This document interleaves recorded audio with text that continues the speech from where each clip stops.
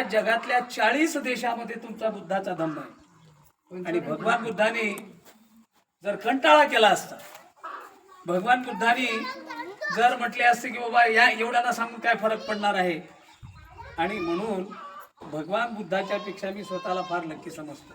चिंचोली गावात त्या पटीत किती माणसं मिळाले, म्हणजे कमीत कमी 5-20 तरी नक्की आहे. म्हणजे त्याच्या भगवान बुद्धाच्या पेक्षा म्हणजे 5 पट माणसं ज्याच्या समोर आहेत. खरं तर मला तुमच्या समोर सांगायला फार आनंद वाटतो.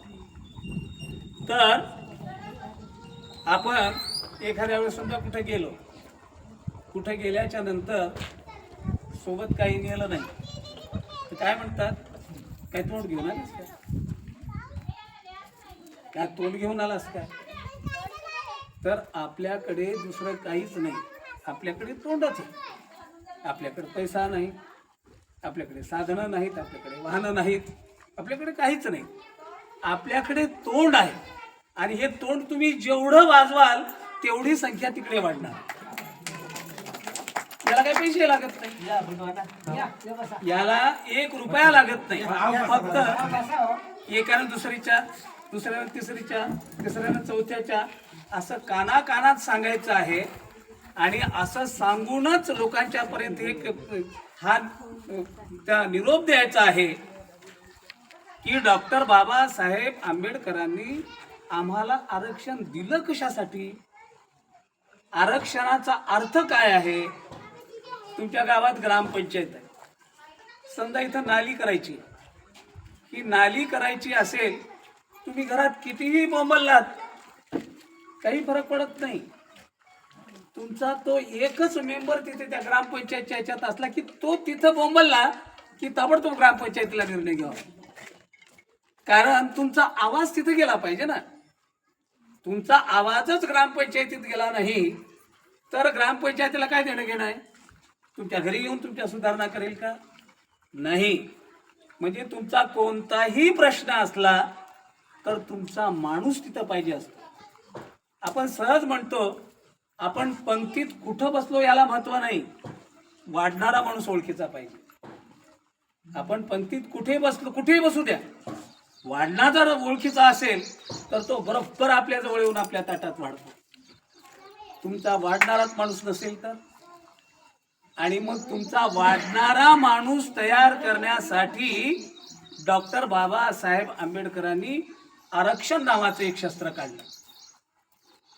या देशामध्ये अवस्था अशी होती, ब्राह्मण, क्षत्रिय, वैश्य, शूद्र आणि अतिशूद्र, त्याच्यामध्ये आपण, आणि त्याला म्हटलं होतं अस्पृश्य.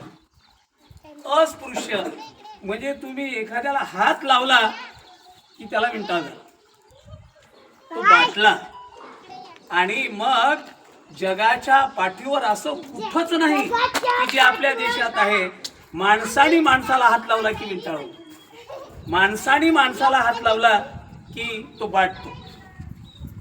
तर डॉक्टर बाबासाहेब आंबेडकरांनी आपलं शिक्षण पूर्ण केल्याच्या नंतर, जेव्हा म्हणजे शिक्षण पूर्ण करायला गेले, अमेरिकेला गेले, इंग्लंडला गेले, तेव्हा बाबासाहेबांच्या लक्षात आलं की अरे माझ्या देशात तर असं आहे आणि इकडे तर काहीच नाही.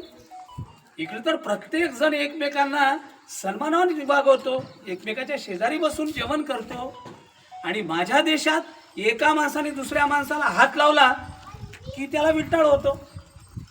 मग बाबासाहेब विचार करत राहिले. आपण अगोदर इंग्रजांचे गुलाम होतो, इंग्रजांचं सरकार होतं. बाबासाहेबांना एवढी गॅरंटी होती की या देशातली माणसं आपल्या कल्याणाचं केव्हाच काहीही करणारच नाही, कारण त्याचा फायदा आहे. अहो, त्यांना ऑलरेडी संडास साफ करणारा माणूस मिळायला लागला, ते आपले हातचा गमावून बरोबरीने खुर्चीला कशाला बसवतील खुर्चीवर. म्हणजे एखादा चामाराचा माणूस चपला शिवून त्याला रेडीमेड द्यायला लागला, त्याला खुर्चीवर कशाला बसून घेतील. एखादा माणूस गावात मेलेलं जनावर स्वतः नेऊन बाहेर ओढून टाकायला लागला, त्याला बरोबरीला कशाला घेतील, स्वतःहून का म्हणून घेतील. परंतु या सगळ्याची आपली व्यसन होती इंग्रजांच्या हातात. आणि बाबासाहेबांनी तेव्हाच मग ते ताणायला सुरुवात केली. इंग्रजांना सांगितलं की जोपर्यंत तुम्ही इथं आहात, इथून निघून जाणार असाल तर आमची व्यवस्था करून जा, नाही तर हे लोक आम्हाला कधीही चांगलं वागवणार नाहीत. आणि मग बाबासाहेबांच्या विद्वत्तेची दखल घेतली आणि आपल्याला काही एकदा स्वातंत्र्य दिलं नाही, आपण एकदा स्वतंत्र झालो नाही. पहिल्यांदा इथे ईस्ट इंडिया कंपनी नावाची कंपनी आली. पहिल्यांदा ती कंपनी एक कंपनी म्हणून काम करत होती. हळूहळू ती वाढत गेली. तेव्हा इंग्रजच्या सरकारला असं वाटलं की आता ही कंपनीच मोठी व्हायला लागली. तेव्हा मग कुठे आता जे आपण म्हणतो आमदार खासदार वगैरे त्यांच्याकडे पहिल्यापासूनच होते. मग त्यांनी काय केलं की ह्या कंपनीची सत्ता आपल्या हातात घेतली आणि आपल्या हातात घेऊन आपण इंग्रजांच्या सरकारचा एक भाग म्हणून आपण राहतो. आणि त्यावेळेला मग त्यांनी असं ठरवलं की हळूहळू आता आपल्याकडे ओरडू लागले, बा आम्हाला स्वातंत्र्य द्या, स्वातंत्र्य द्या. आणि त्याच्यानंतर मग त्यांनी त्यांचा एक सर्वोच्च अधिकारी नेमला. आपल्याकडे 3 विभाग होते, त्यापैकी मुंबई भागाचा आपण भाग, आणि त्या ठिकाणी एक त्यांचा प्रमुख माणूस नेमला आणि त्या प्रमुख माणसाच्या हाताखाली आपल्या देशातले लोक नेमले. आणि त्यावेळेला की ज्यांचा विंटाळ होतो, ज्यांचा हात लावल्याबरोबर ज्यांच्या हात लावल्याने माणसं वाटतात, त्यांचा कैवार घेऊन बाबासाहेब म्हणाले की हे सुद्धा माणसं आहेत, यांना माणसासारखं वागवा. आणि मग बाबासाहेबांनी आवाज उठवल्यामुळं जेव्हा त्यांच्या अधिकाऱ्याच्या खाली आपलं सरकार तयार झालं तेव्हा बाबासाहेबांना त्यांनी आपला प्रतिनिधी म्हणून घेतलं. आपला प्रतिनिधी म्हणून घेतल्याच्या नंतर बाबासाहेबांनी 1936ला एक गणित बांधलं की आपल्याला जर यांच्या बरोबर यायचं असेल, माणूस म्हणून जगायचं असेल तर याच्यासाठी भांडलं पाहिजे. आई सुद्धा बाळाला रडल्याशिवाय दूध पाजत नाही, बाळाला रडावं लागतं तेव्हा कुठे दूध पाजते. तुम्ही तुमचं घराणं मांडलंच नाही, कोण कशाला विचार करील. आणि मग ज्यांच्याशी आपण भांडतो आहोत ते काय साधे नाहीत, ते सुद्धा तेवढेच तगडे आहेत. मग यांच्याशी भांडायचं असेल तर बाबासाहेबांनी एक कॉमन रेषा ओढली. काय रेषा ओढली की ज्यांच्या हात लावण्यामुळे दुसऱ्याला विंटाळ होतो, दुसरे बाटतात, अशा या जातींची यादी केली. अशा कोणकोणत्या जाती आहेत बाबा, तर अशा जातींची यादी केली तर महाराष्ट्रामध्ये तशा जाती 59 आहेत. जाती किती आहेत? 59 जाती. आणि ह्या 59 जातीचा एक मोठा वर्ग तयार केला. आता आपण एवढे आहोत आणि याच्यामध्ये गावातले सगळे लोक भरती घातले, वाढेल की नाही? म्हणजे किती मोठा शत्रू असेल आपण लढू शकतो की नाही. आणि मग त्याचा एक वर्ग तयार केला, संवर्ग तयार केला. नियम काय लावला की ज्याच्या हात लावण्यामुळे कुणाला तरी बाट होतो, कुणाला तरी विंटाळ होतो, अशा जाती किती, तर महाराष्ट्रामध्ये 59. मग आता आपल्यावरचा हा डाग पुसून टाकायचा आहे. आम्ही इतके घाणेरडे आहोत का? तुम्हाला जनावराचा स्पर्श चालतो, कुत्र्याचा स्पर्श चालतो. तुम्हाला माहिती आहे तर तुम्ही कंटाळणार नसाल तर एक उदाहरण देतो की बाबासाहेबांनी महाडच्या चौदार तळ्याचा सत्याग्रह केला. सत्याग्रह केल्याच्या नंतर तिथल्या ब्राह्मणांनी बाबासाहेबांवर केस टाकली. केस टाकल्याच्या नंतर त्या इंग्रजांचा पोलीस अधिकारी बाबासाहेबांना म्हणाला की बाबा आता ह्यांनी तुमच्या विरुद्ध तक्रार केली आहे तर आम्हाला तुम्हाला अटक करावी लागेल. बाबासाहेब म्हणाले काय हरकत नाही, मला अटक करा, पण त्याच्या अगोदर काय करा म्हणले, माझ्या कुत्र्याला अटक करा. म्हणले कसं काय? म्हणले मी जेव्हा त्या चौदार तळ्याचं पाणी पित होतो तेव्हा माझं कुत्र त्या तळ्यात पोहत होतं म्हणले, आणि मध्येच हागलं, मध्येच मुतलं सुद्धा. त्यानं माझ्यापेक्षा मोठा गुन्हा केला, अगोदर त्याला अटक करा. तर इंग्रज अधिकारी म्हणाले साहेब असं नाही करता येत. म्हणजे का करता येत नाही? नाही म्हणले, अरे मग मी एवढा मोठा विद्वान माणूस आहे, माझं कुत्र त्या तळ्यात पोहलं, मध्येच हागलं, मध्येच मुतलं, त्याच्यामुळे तुमच्या तळ्याचं पाणी खराब झालं नाही आणि मी हात लावल्यामुळेच खराब झाला का? म्हणजे नुसतं मी हात लावला म्हणजे एवढे आम्ही वाईट आहोत, कुत्र्यापेक्षा वाईट आहोत. आणि मग जर हा डाग आमच्यावरचा मिटवायचा असेल तर आम्हाला लढलं पाहिजे म्हणून या 59 जातीचा एक वर्ग तयार केला. आणि मग दुसऱ्या ज्या आदिवासी आहेत त्यांचा एक वर्ग तयार केला. आणि हा वर्ग तयार करून बाबासाहेबांनी ठरवलं की आता हे इथं आहेत, त्यांना याच्यापर्यंत आणायचं, इथून यांना वर न्यायचंय. मग यांना वर न्यायचं तर नेणार कसं? आमच्याकडे खायला भाकरी नाही, आम्हाला नोकरी नाही, आम्हाला शेत नाही, नेसायला कपडे नाहीत. आता यांना न्यायचं कसं? तर त्यावेळेला डॉक्टर बाबासाहेब आंबेडकरांनी इंग्रजांनाच सांगून टाकलं की यांना जर वर न्यायचं असेल तर यांना स्पेशल तुम्ही सवलती दिल्या पाहिजे, यांना खास करून सवलती दिल्या पाहिजे. ते तर जन्मल्यापासून सगळं त्यांच्याकडे आहेच, यांना खास सवलती दिल्या पाहिजे. आणि म्हणून बाबासाहेबांनी तेव्हाच आरक्षण मंजूर करून घेतलं. आणि त्याच्यानुसार आता आपला तात्याराव जानवतेंनी सांगितल्याप्रमाणे ह्या ज्या 59 जाती आहेत त्याला 13% आरक्षण मिळालं. 13% म्हणजे समजा 100 जागा नोकरी कोणाला द्यायची असतील, 100 लोक भरायचे असतील तर त्याच्यामध्ये 13 ह्या 59 जातीपैकी भरले पाहिजे, 13 एवढ्यापैकीच भरले पाहिजे. आता मग असं करून आपल्या वाट्याला आल्या 100तल्या 13 जागा. आणि या 13 जागेमध्ये मग याच्यामध्ये मांग लढू शकतो, डकलवार लढू शकतो, चांभार लढू शकतो, कैकाडी लढू शकतो. अशा 59 जाती हे लढू शकल्या.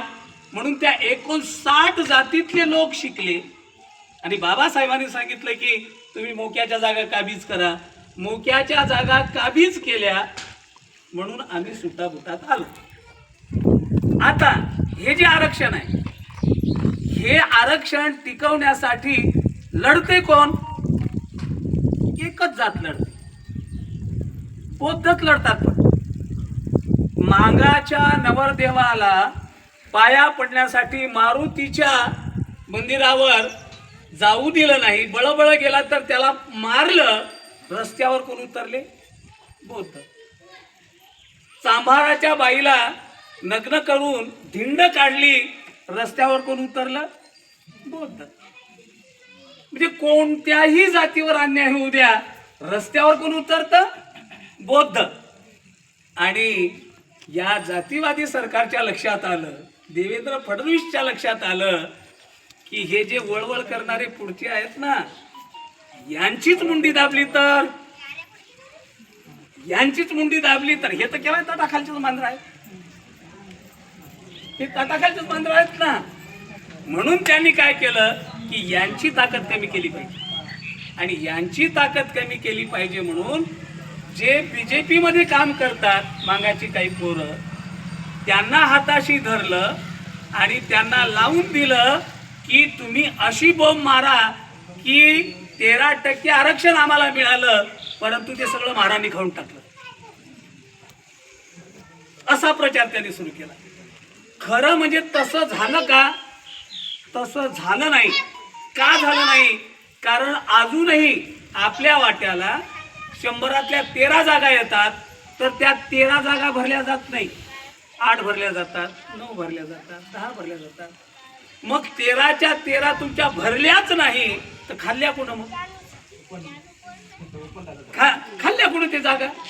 म्हणजे ते दिलं सोडून आणि यांना म्हणजे घरामध्येच लावून दिलं की या म्हणा तुम्ही महाराणी आमचं आरक्षण खाल्लं, महाराणी आमचं आरक्षण खाल्लं, महाराणी आमचं आरक्षण खाल्लं.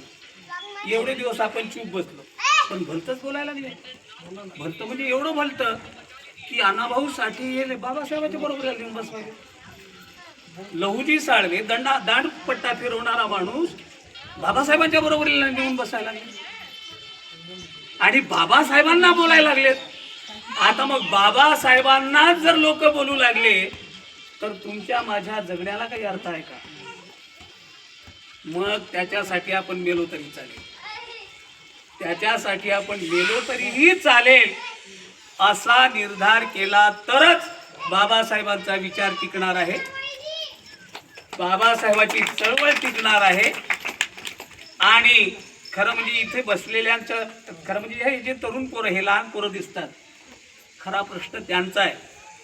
आपल्या अर्ध्या गौऱ्या मसनात गेलेल्या आहेत, आपलं काठावर जाईल, आपला काही प्रॉब्लेम येणार नाही, आपलं काही अडचण येणार नाही. परंतु पुढच्या पिढ्या जे आहेत त्या उद्या अडचणीत आल्या तर त्या आपल्याला लाथा मारल्याशिवाय सोडणार नाही.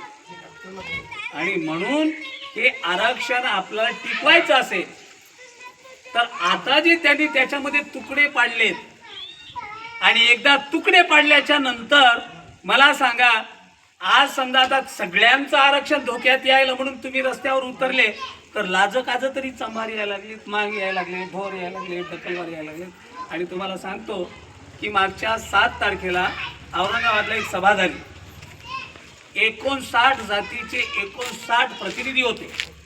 त्याच्यामध्ये समाज कल्याण मंत्री राहिलेले बबनराव घोलप हे चामार समाजाचे मंत्री होते. राजकुमार बडोले हे मंत्री राहिलेले ते मंत्री होते. आणि या सगळ्या लोकांनी सांगितलं की आनंदराज साहेब, हा लढा लढत असताना तुम्ही पुढे राहा, आमच्या सगळ्या जाती तुमच्या पाठीमागे. आणि आता जो महत्वाचा मुद्दा आहे की 30 तारखेला जो काही मोर्चा होणार आहे, तो मोर्चा होणार आहे त्यावेळेला महाराष्ट्राच्या विधिमंडळाचं अधिवेशन सुरू असतं. अधिवेशन म्हणजे तुमच्या ग्रामपंचायतीची मीटिंग असते तशी ती मंत्र्यांचं आणि मंत्री आमदार वगैरे या सगळ्यांचं ते एकत्र येतात. आणि तिथे जेव्हा ती चर्चा केली जाते त्यावेळेला घेतलेले निर्णय हे पक्के असतात. आणि म्हणून जर त्या आता विधिमंडळाचं अधिवेशन सुरू होणार, त्या ठिकाणी सगळे महाराष्ट्रातले आमदार राहणार, सगळे मंत्री राहणार. आणि तुमचा समजा तुमच्या मुंबईत येण्यामुळे जिकडे तिकडे रस्ते जर ब्लॉक झाले असतील, सगळी मुंबई ठप्प झाली असेल तर सरकारला तुमची दखल घ्यावीच लागणार आहे.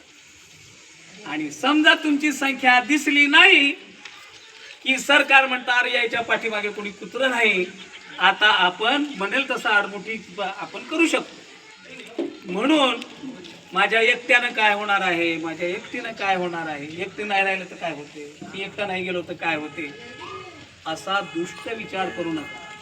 इथे डोके महत्वाचे, इथे डोके महत्वाचे, संख्या महत्वाची आहे. आणि ती संख्या दिसली की हे बिघडलेले किती आहेत, बिघडलेले हे फक्त 4.5% आहेत. आणि आपण 59 मधून 4.5 काढा म्हणजे 55.5%, 53%.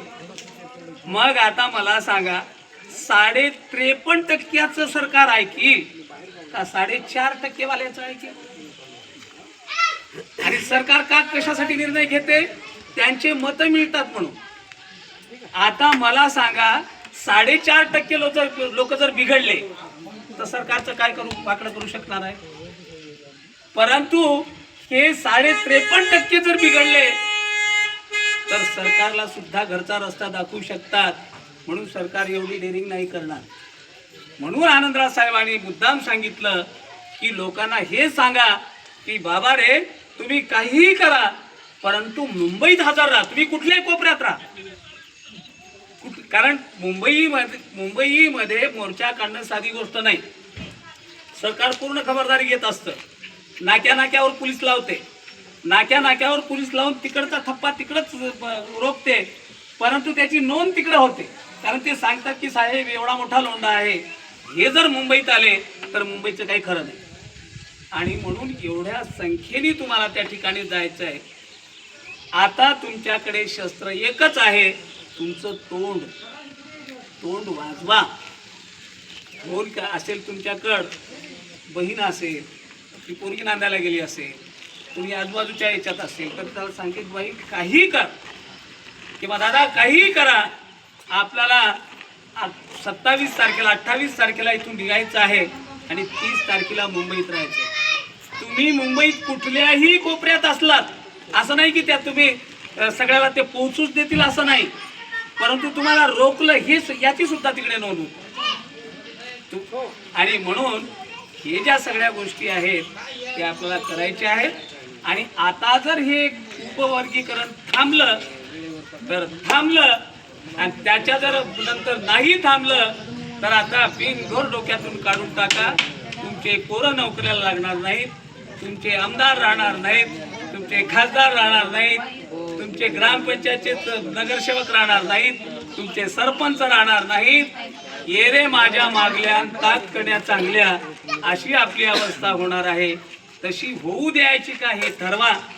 2 दिवस विचार करा. होऊ द्यायचे असेल तर होऊ द्या, होऊ द्यायचे असेल तर होऊ द्या, आणि होऊ द्यायचं नसेल तर तुम्हाला एखाद्यावर जाणं होत नसेल, आणखी कोणीतरी त्यांना सांगायचं बाबा जा, तुम्ही मुंबईत जाऊन गर्दी करा.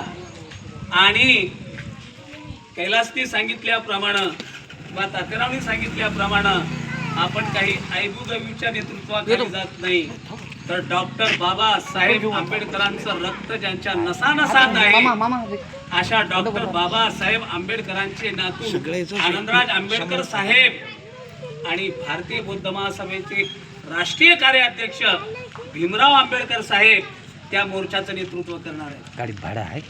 बाळासाहेब याच्यासाठी समोर दिसत नाहीत की बाळासाहेबांच्या हाती आणखी एक हुकमाचा एक काय एक राखून ठेवावं लागत असते.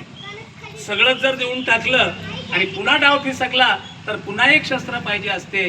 आणि याच्या सगळ्याच्या पाठीमागे ॲडव्होकेट बाळासाहेबांचं डोकं आहे हे लक्षात ठेवा. आणि आपण आंबेडकर कुटुंबाच्या पाठीमागे उभे राहा, एवढीच मी तुम्हाला विनंती करणार आहे.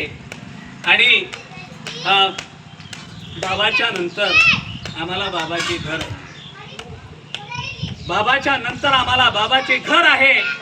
तिथे नांदते कुटुंब आंबेडकर आहे, प्रकाश रमा आनंदराज आणि भीमराव आहे. प्रकाश रमा आनंदराज आणि भीमराव आहे. तीच माझी श्रद्धा आणि तेच माझे गाव आहे. क्या बात आहे.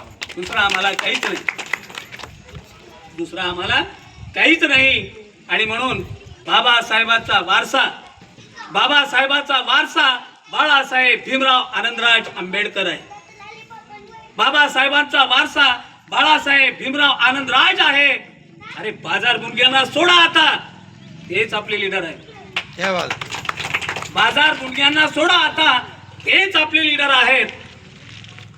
आंबेडकर हेच राजघराणे, आंबेडकर हेच राजघराणे, बाकी सारे चोर आहेत. आंबेडकर हेच राजघराणे, बाकी सारे चोर आहेत. राजगुरू हीच चळवळ आणि राजगुरू हेच घर आहे. आम्हाला राजगुराशिवाय दुसरं काहीच नाही. आणि म्हणून मी म्हणेल चला चला, तुम्ही म्हणायचं राजगुराकडे चला, चला राजगृहाकडे चला, चला चला, चला चला. आणि शेवटचा एक संदेश देतो. जर तुमचे आपापसात काही मतभेद असतील तर एक शेवटचा संदेश, वेळ गेलेला नाही, अजून तरी एक व्हा, अजून तरी एक व्हा, जनतेसाठी नेक व्हा, माझ्या भीमबाबाचे खरेखुरे लेख व्हा. अजून तरी एक व्हा, तत्वासाठी नेक व्हा, माझ्या भीमबाबाचे खरेखुरे लेख व्हा. भीम माझा एक होता, बाबासाहेब एकटेच होते. भीम माझा एक होता, किती त्याचा धाक होता. भीम माझा एक होता, किती त्याचा धाक होता. त्याचं नुसतं नाव घेता देशाला थरकाप होता. तुम्ही ताने काय. भीम माझा एक होता, किती त्याचा धाक होता. त्याचं नुसतं नाव घेता देशाला थरकाप होता. तुम्ही तर अनेक आहे, हाती मस्त मेख आहे.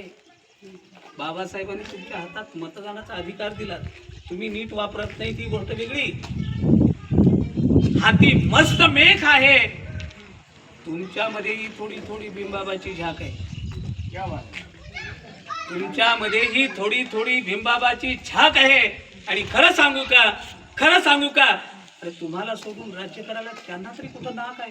क्या बात आहे. अरे आमचं ते येडच का असे ना, आठवले सोबत ठेवावं लागते की नाही, ठेवावं लागते की नाही. तर तुमच्याशिवाय ते राज्यच करू शकत नाही. फक्त आपल्याला आपली ताकद दाखवायची आहे आणि ती दाखवण्याची वेळ आता आलेली आहे. तेव्हा जास्तीत जास्त लोक, विशेष करून तरुणांनी, तर तुम्हाला प्रवास जाणवतो, विशेष म्हणजे म्हाताऱ्या माणसाला तरी त्रास होईल एखाद्या वेळी, तिथे जा, गोंधळ घाला, बोरडा भोमला, तेव्हा कुठे तुमची दखल घेतली जाईल. आणि हे उपवर्गीकरण जर आपण रोखू शकलो तर पुढच्या पिढ्या मात्र आपल्याला आपलं वंदनच करणार आहेत. आपल्याला की आमचे पूर्वज एवढे वंदनीय होते की आम्ही त्यांच्या समोर साष्टांग म्हणजे असं लोटांगण घालतो असं म्हणतील. तर आपल्या पुढच्या पिढ्यांची शाबासकी मिळवायची असेल तर 30च्या मोर्चामध्ये सामील व्हा. एवढाच निरोप घेऊन या ठिकाणी आलो. जय भीम. सर्वजणांना फोटो काढायचा आहे आपल्याला. धन्यवाद सर. अतिशय